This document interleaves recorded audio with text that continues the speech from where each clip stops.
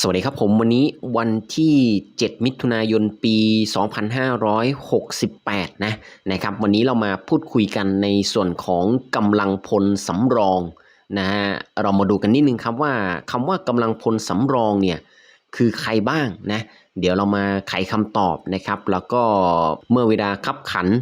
ต้องการกำลังพลสำรองเสริมเนี่ยนะครับจะถูกเรียกไหมแล้วถ้าถูกเรียกเนี่ยนะครับผมจะเป็นกลุ่มไหนเป็นกลุ่มแรกเดี๋ยวเรามาดูกันนิดนึงครับแน่นอนครับว่าทุกวันนี้นะครับในเรื่องของชายแดนนะครับตามที่หลายท่านติดตามข้อมูลข่าวสารก็ยังตึงเครียดอยู่นะครับก็เป็นกำลังใจให้กับกองทัพนะแล้วก็แน่นอนครับช่วงนี้ติดแฮชแท็กไทยนี้รักสงบแต่ถึงรบไม่ขาดแน่นอนครับนอกจากนี้ครับก่อนหน้านี้กระทรวงมหาดไทยสั่งการ7จังหวัดชายแดนไทยกัมพูชาได้แก่ตราดจันทบุรีสระแก้วอุบลราชธานีศรีสะเกษสุรินทร์และบุรีรัมย์นะครับเตรียมมือรับสถานการณ์ความไม่สงบครับโดยให้เตรียมพร้อมอพยพกำหนดจุดรวมพลนะครับจุดพักพิงเตรียมกำลังพลสนับสนุนหน่วยทหารแจ้งข่าวสารให้กับประชาชนทราบต่อเนื่องนะครับป้องกันความตื่นตระหนกนะฮะก็ท่ามกลางความตึงเครียดนะครับไทยกัมพูชาที่ยังไม่รู้นะครับว่าจุดจบจะอยู่ตรงไหนแน่นอนครับว่ากระแสรักชาติมาเต็มเปี่ยมครับจนมีการพูดถึงกำลังพลสำรองที่จะสามารถช่วยชาติได้อย่างไรโดยทางเว็บไซต์ครับกองบัญชาการกองทัพภาคที่3ได้อธิบายถึงกำลังสำรองไว้ว่ากำลังมิใช่กำลังประจำการและกองประจำการที่เตรียมไว้เพื่อป้องกันเพื่อปกป้องอธิปไตยของชาติแต่คือการประกอบกันของกำลังกลุ่มต่างๆซึ่งประกอบไปด้วยกำลังพลสำรองกำลังกึ่งทหารกลุ่มพลังมวลชนจัดตั้งโดยมีกฎหมายสำรองและกลุ่มพลังมวลชนอื่นๆนะฮะทีนี้เรามาลงรายละเอียดนะครับเกี่ยวกับกำลังสำรองนะครับประกอบไปด้วยกำลังต่างๆ4กลุ่มได้แก่ 1. กำลังพลสำรองอาทิ ผู้สำเร็จการฝึกนะครับวิชาทหารชั้นปีที่3ชั้นปีที่5และพลทหารกองประจำการที่ได้รับนะครับราชการครบระยะเวลาที่กำหนดซึ่งคนกลุ่มนี้ครับเป็นกำลังสำรองที่ทบสามารถนำมาใช้ในภารกิจทางทหารและยังสามารถสนับสนุนการปฏิบัติการภารกิจของกระทรวงกลาโหมได้ตามที่กฎหมายกำหนดนะครับนี่คือกลุ่มแรกเลยที่เรียกว่ากำลังพลสำรองนะครับ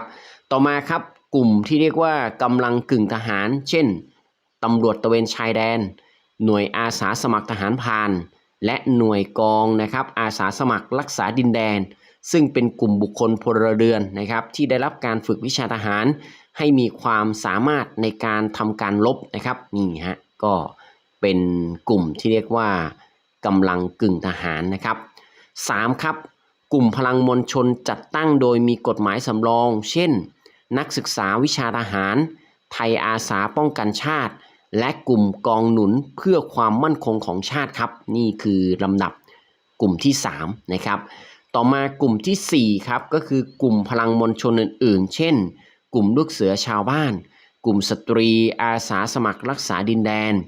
นะฮะสมาคมศิษย์เก่านักศึกษาวิชาทหารสมาคมกำลังสำรองรักษาดินแดนไทยชมรมการกำลังสำรองแห่งประเทศไทยเป็นต้นซึ่งเป็นกลุ่มที่ประกอบขึ้นจากบุคคลพลเรือนที่มีเจตนารมณ์ครับที่สนับสนุนนะครับภารกิจของกองทัพครับจากที่ได้กล่าวไปข้างต้นเนี่ยนะครับก็จะเห็นได้ว่ากำลังสำรองเป็นกำลังที่ประกอบขึ้นนะครับจากกลุ่มบุคคลทุกสถานภาพทางสังคมนะครับไม่จำกัดเพศอายุอาชีพการศึกษาขอเพียงมีเป้าหมายหนึ่งเดียวคือจิตใจสำนึกรักชาติและอาสาเข้าร่วมกับกลุ่มพลังมวลชนต่างๆที่ได้จัดตั้งขึ้น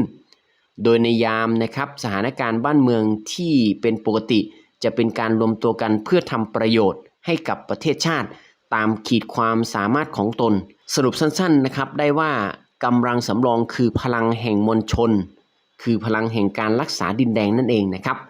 เพราะฉะนั้นกำลังพลสำรองกับทหารอาสาแตกต่างอย่างไรนะครับถ้าพูดถึงกำลังพลสำรองก็คือเป็นบุคคลซึ่งเป็นทหารกองหนุนที่มีรายชื่อนะครับในบัญชีบรรจุกำลังของหน่วยตามข้อบังคับ กระทรวงกลาโหมว่าด้วยการเตรียมพลหรือบุคคลที่กำลังสำรองประเภทหนึ่งตามกฎหมายว่าด้วยการจัดระเบียบราชการกระทรวงกลาโหมที่มีการบรรจุในบัญชีนะครับบรรจุกำลังตามกฎหมายว่าด้วยกำลังพลสำรองสรุปง่ายคือมาจากนักศึกษาวิชาทหาร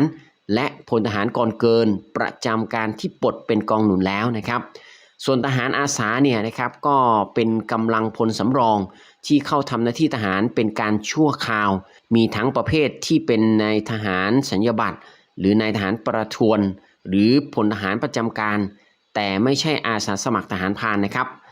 กำลังพลสำรองเนี่ยถูกเลือกนะครับให้ไปทำงานไหม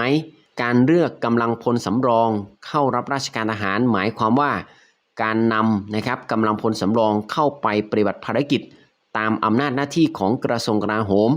โดยการเลือกกำลังพลสำรองเพื่อตรวจสอบเพื่อฝึกวิชาทหารเพื่อปฏิบัติการราชการนะครับหรือเพื่อทดลองความพรั่งพร้อมในการระดมพลตามกฎหมายว่าด้วยกำลังพลสำรองซึ่งประกอบไปด้วยการเลือกกำลังพลสำรองเข้ารับราชการทหารแบบไม่เต็มเวลาครับและการเลือกกำลังพลสำรองเข้ารับราชการทหารแบบเต็มเวลาครับทั้งนี้กระทรวงกลาโหมนะครับมีอำนาจในการออกคำสั่งระดมพลเพื่อเสริมนะครับกำลังพลประจำการจัดลำดับตามอายุชั้นที่1อายุต่ำกว่า30ปีบริบูรณ์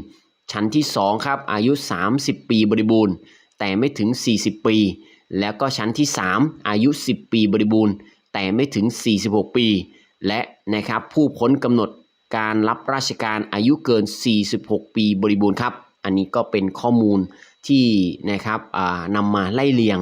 อัปเดตนะครับเพราะฉะนั้นกำลังพลสำรองเพื่อจะเสริมทัพนะครับผมก็ระบุไว้อย่างชัดเจนนะครับผมนะนี่ก็เป็น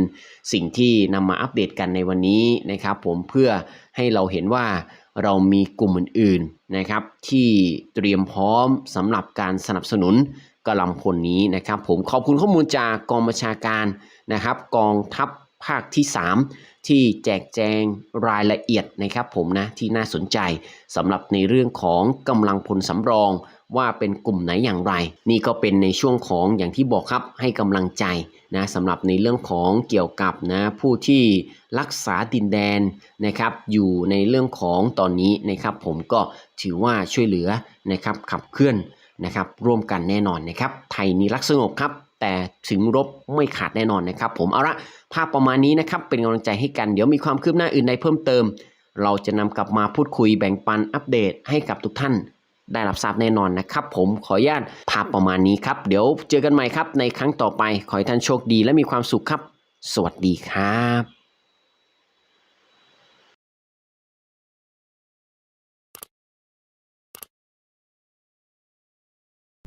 บ